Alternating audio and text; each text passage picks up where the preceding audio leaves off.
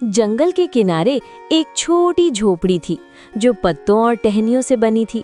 वहीं रहती थी लाली बकरी। उसके पास ज्यादा कुछ नहीं था, न मोटा अनाज न सुखद आश्रय, बस मेहनत और उम्मीद उसका सहारा था। उसके साथ ही रहता था उसका दोस्त भोलू गधा, जो लकड़ी ढोकर और घास चरकर दिन बिताता था। बरसात की पहली फुहारें गिरी और झोपड़ी के छप्पर से पानी टपकने लगा। अरे भोलू, देख तो सही, ये छप्पर कितना टपक रहा है। पूरी रात सोना मुश्किल हो जाएगा। काश हमारे पास कोई मजबूत घर होता तो ये बरसात हमें डराती नहीं। हाँ लाली, तू सही कह रही है। मैं तो सोच रहा हूँ कि जंगल के और जानवर कितने खुश होंगे। शेर अपनी गुफा में आराम से होगा, हाथी बड़े पेड़ के नीचे, लेकिन हम गरीब जानवर कहाँ जाएं? बारिश तेज होती गई। पानी की बूंदें झोपड़ी में टपक टपक कर छोटे तालाब बना रही थीं। दोनों ने खुद को एक कोने में समेट लिया। लाली और भूलू का जीवन कठिन था, मगर दोनों के दिलों में दोस्ती और साहस था। वे हर मुश्किल में एक दूसरे का सहारा बनते। सुबह हुई, सूरज बादलों के पीछे से झांकने की कोशिश कर रहा था। बारिश रुक तो गई थी, लेकिन हर जगह पानी भर गया था। लाली और भोलू खाने की तलाश में जंगल की ओर निकल पड़े। भोलू, आज कुछ घास ढूंढना मुश्किल होगा। पूरा जंगल गीला है, लेकिन हमें कोशिश करनी होगी, वरना भूख से कैसे जिएंगे। चल लाली, मैं तेरे साथ हूँ। चाहे कितनी भी मुश्किल हो, हम दोनों मिलकर सामना करेंगे। दोनों चलते चलते एक खुले मैदान में पहुंचे।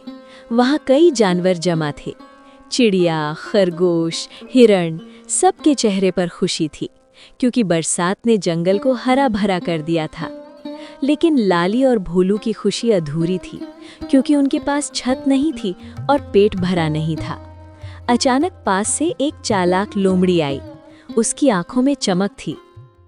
अरे अरे, ये कौन दुखी चेहरे लेकर घूम रहे हैं? लाली और भोलू, क्या बात है? पूरी बारिश का मजा सब ले रहे हैं और तुम ऐसे क्यों हो? लोमड़ी बहन, क्या बताऊं, हमारे पास रहने के लिए मजबूत जगह नहीं है। पूरी रात पानी टपकता रहा और अब खाने के लिए घास तक नहीं मिल रही। हम सोच रहे हैं कि कहीं कोई उपाय मिल जाए, कोई जगह जहां हम सुरक्षित रह सकें। लोमड़ी चालाकी से मुस्कुराई और कहा, उपाय तो है मेरे पास, लेकिन उसके लिए मेहनत करनी होगी। जंगल के बीच में एक बड़ा पेड़ है, उसके नीचे गुफानुमा जगह है। अगर तुम वहां जाकर साफ सफाई कर लो तो बारिश से बच सकते हो। लोमड़ी का सुझाव सुनकर लाली और भोलू खुश तो हुए, लेकिन उन्हें लगा कि लोमड़ी की नीयत पूरी साफ नहीं है। भोलू, मुझे लगता है ये लोमड़ी कोई चाल तो नहीं चल रही, पर फिलहाल तो हमारे पास और कोई रास्ता भी नहीं। तू सही कहती है लाली, लेकिन कभी कभी मुश्किल वक्त में जोखिम लेना पड़ता है। चल देखते हैं उस पेड़ को। दोनों उस विशाल पेड़ की ओर बढ़े। वहां सचमुच नीचे गुफा जैसी जगह थी, लेकिन गुफा के भीतर पहले से ही कुछ जंगली कुत्ते रहते थे। कौन है वहां? किसकी हिम्मत हुई हमारी गुफा में आने की? ये जगह हमारी है, यहाँ कोई और नहीं रह सकता। निकल जाओ वरना अच्छा नहीं होगा। भाई कुत्तों, हम तो बस बारिश से बचने की जगह ढूंढ रहे थे। हमें थोड़ी जगह दे दो, हम तुम्हारा कोई नुकसान नहीं करेंगे। हमें तो बस एक कोना चाहिए। लाली और भोलू मायूस होकर लौट गए। अब उनके पास ना तो घर था ना खाना, लेकिन दोनों ने हिम्मत नहीं हारी। शाम ढल रही थी, आसमान में फिर से बादल उमड़ने लगे। दोनों थके हारे एक नदी किनारे बैठ गए। अचानक वहां से एक बुजुर्ग कछुआ गुजरा। बेटा, क्यों इतने उदास हो? क्या परेशानी है? कछुआ दादा, हम गरीब हैं। बारिश में हमारी झोपड़ी टूट रही है। पेट में खाने को कुछ नहीं और कोई भी हमें जगह नहीं देता। हम सोच रहे हैं कि आखिर हम कहाँ जाएं। देखो बच्चों, जंगल में जीना आसान नहीं है, लेकिन अगर तुम दोनों मेहनत करो तो खुद अपनी जगह बना सकती हो। नदी किनारे सूखी लकड़ियां और पत्थर पड़े हैं, इन्हें मिलाकर तुम अपनी झोपड़ी मजबूत बना सकते हो। कछुआ दादा की बातें लाली और भोलू के दिल में उतर गईं। उन्होंने ठान लिया कि चाहे कितनी भी मुश्किल हो, वे खुद मेहनत करके अपनी झोपड़ी बनाएंगे। रात होते होते बारिश फिर शुरू हो गई।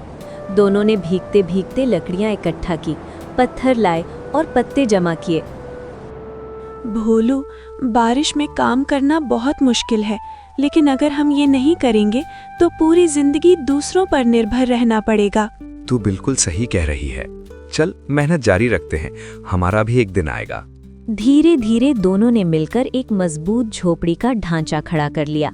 हालांकि अभी अधूरा था, मगर अब उनके पास उम्मीद थी। लाली और भोलू ने सीखा कि कठिनाई चाहे कितनी भी बड़ी क्यों ना हो, हिम्मत और मेहनत से उसका सामना किया जा सकता है।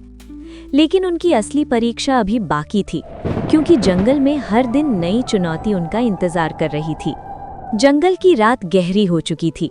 लाली बकरी और भोलू गधे ने अपनी नई झोपड़ी का ढांचा तो बना लिया था, लेकिन अब असली चुनौती थी उसे पूरा करना और उसमें सुरक्षित रहना। जंगल में हर रात नए खतरे मंडराते थे और बारिश अब और भी तेज होने लगी थी। बारिश रुकने का नाम ही नहीं ले रही थी। झोपड़ी अधूरी थी, छत से पानी रिसने लगा था। लाली और भोलू दोनों थर थर कांप रहे थे। भोलू, लगता है ये छत अभी हमारे लिए काफी नहीं है। मैं तो डर रही हूँ कि अगर ये पूरी तरह टूट गई तो हम कहाँ जाएंगे। लाली, डर मत। हाँ, ये अधूरी है, लेकिन हमने मेहनत करके बनाया है। हमें इसे और मजबूत करना होगा। और हाँ, सबसे जरूरी है खाने का इंतजाम करना। पूरे दिन से भूख लगी है। दोनों भूखे थे। पेट की आग बरसात की ठंड से भी ज्यादा सताने लगी थी। बरसात के बीच में जब दोनों कुछ सोच ही रहे थे, तभी झाड़ियों से आवाज आई। पत्तियां खड़खड़ाईं और अंधेरे से एक लंबा चौड़ा भेड़िया बाहर निकला। तो यहाँ कौन कौन छिपा है? अरे लाली बकरी और भोलू गधा, क्या हाल है तुम्हारा? भेड़िया भाई, हमें माफ कर दो। हम तो बस बरसात से बचने के लिए यहाँ आए हैं। हम गरीब हैं, हमारे पास तुम्हें देने को कुछ नहीं है। कृपया हमें छोड़ दो।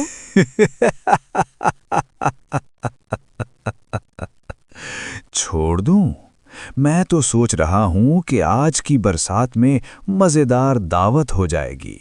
लेकिन रुको, अभी मुझे कुछ और सूझ रहा है।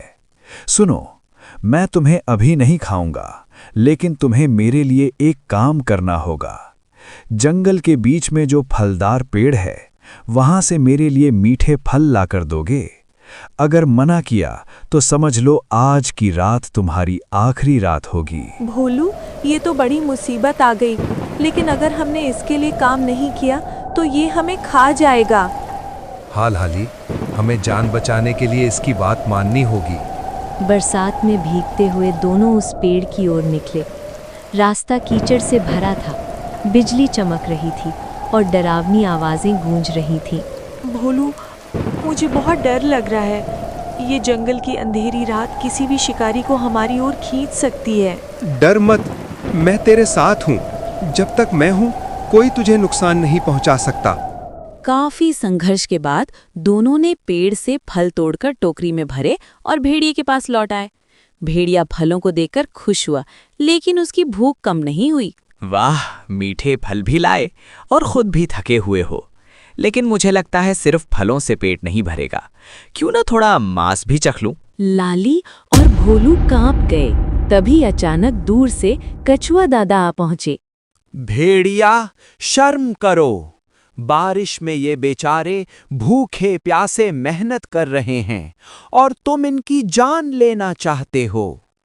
जंगल में हर कोई अपना घर बना सकता है, लेकिन डर फैलाकर कोई नेता नहीं बनता। बच्चों, याद रखो, मुश्किलें हमेशा आएंगी, लेकिन अगर तुम हिम्मत और दोस्ती से उनका सामना करोगे तो कोई भी तुम्हें हरा नहीं सकता। कछुआ दादा, आपने आज हमारी जान बचाई। अगर आप ना आते तो हम खत्म हो जाते। सही कहा, आप हमारी ढाल बन गए। हम आपके बहुत आभारी हैं। भोलू, अब हमें अपनी झोपड़ी पूरी करनी ही होगी। हर बार दूसरों के भरोसे नहीं रह सकते। अब हम मेहनत करेंगे और इसे इतना मजबूत बनाएंगे कि ना बारिश का डर हो और ना भेड़िए का। सुबह हुई। सूरज बादलों के बीच से झांक रहा था। झोपड़ी अधूरी थी, लेकिन उम्मीद की रोशनी उनके चेहरे पर थी। दोनों ने दिन रात मेहनत की, पत्थरों से दीवार मजबूत की, लकड़ियों से छत बनाई और पत्तों से उसे ढका। उनकी मेहनत देखकर जंगल के दूसरे छोटे जानवर भी मदद करने लगे। लाली दीदी, मैं पत्ते ला दूंगा। मैं ऊपर से देखूंगा कि कहाँ से लकड़ी आसानी से मिल सकती है, और मैं सूखे फल जमा कर दूंगी ताकि तुम्हें भूख ना लगे। धीरे धीरे उनकी झोपड़ी बन गई। ये अब पहले से कहीं ज्यादा मजबूत थी।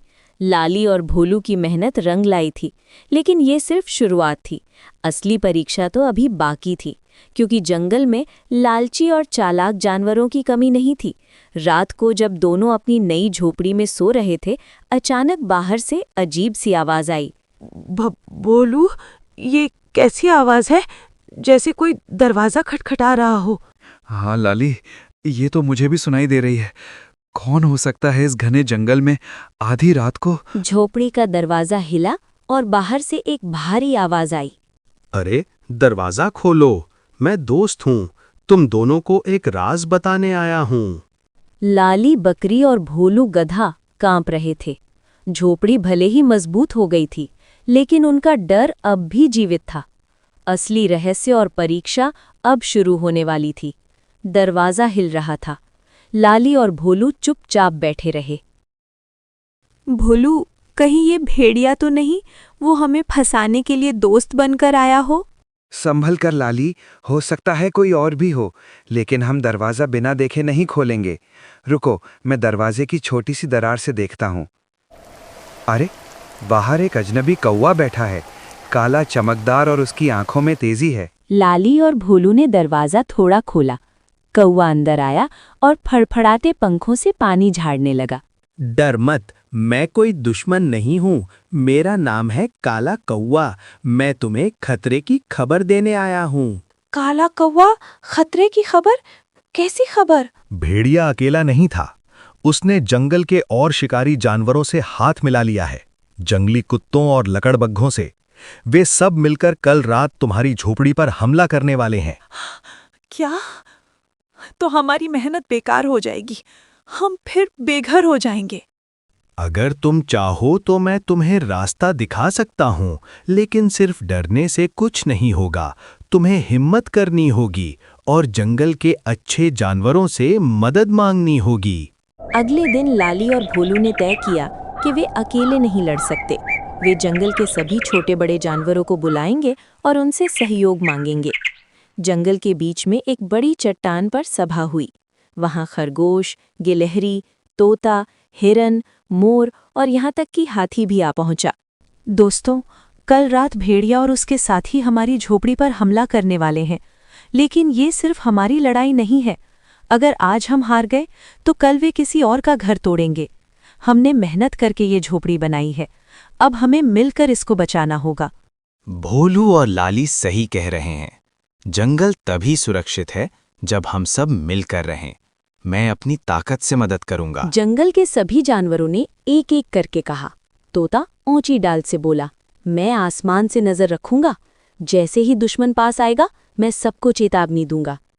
खरगोश और गिलहरी भी बोले, हम झाड़ियों में छिपकर निगरानी करेंगे और हम सूखे फल इकट्ठा करेंगे ताकि सभी के पास ताकत बनी रहे। पूरा दिन सभी जानवरों ने मिलकर तैयारी की।